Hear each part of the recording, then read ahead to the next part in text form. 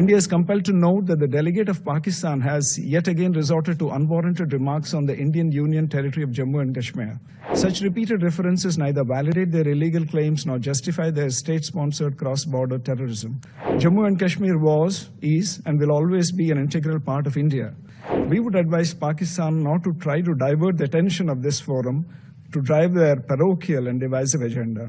We gather today at a pivotal moment for UN peacekeeping, an institution that has served as a beacon of hope and stability, and hence it is imperative that we reflect on the lessons of our past and adapt our strategies to meet the challenges of the present and future.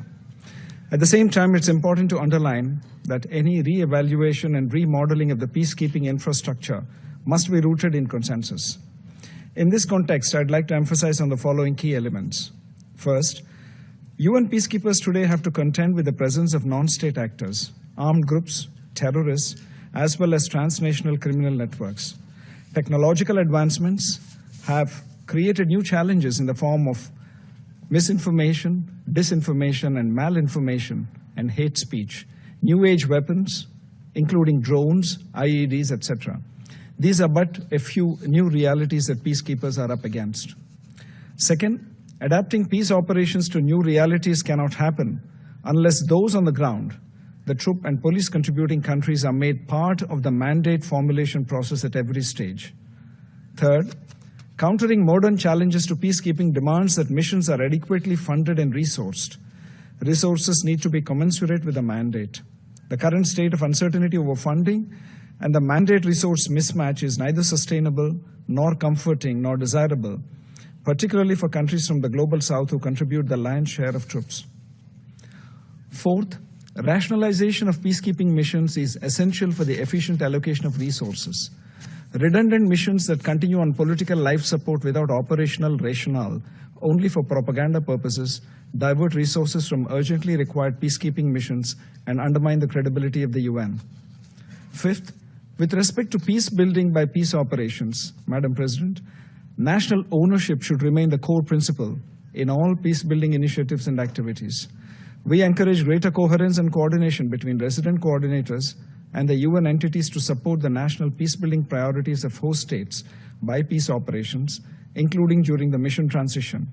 Further, we strongly support the WPS and the YPS agenda and greater engagement of the Peacebuilding Commission with international financial institutions to provide financing for peace-building activities.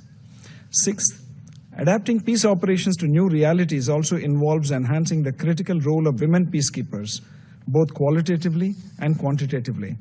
I'm pleased to share that in February this year, India organized the first ever conference for women peacekeepers from the Global South, bringing together representatives from 35 troop and police contributing countries to deliberate on this key issue.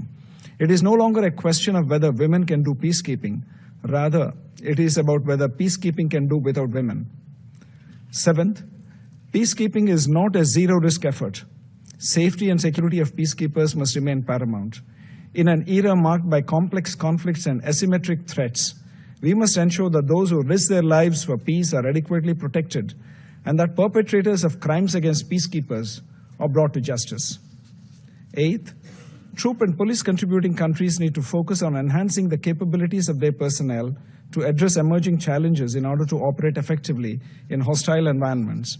India is willing to curate and offer courses that address specific demands of modern peacekeeping at our Center for UN Peacekeeping, which has been training national and international peacekeepers for over 2 decades. Ninth, the use of advanced surveillance, communication, and data analytic tools should be integrated into peacekeeping operations to improve situational awareness and rapid response capabilities. India stands ready to share its expertise as a technology enabler in this regard. 10th, even as we deliberate on adapting peace operations to new realities, it's important to acknowledge that peacekeeping missions cannot exist in perpetuity. Missions need to have viable transition plans and exit strategies that ensure that peace sustains. Lastly, peacekeeping cannot be the sole solution to conflicts. Peace holds when peacekeeping operations are accompanied by political solutions.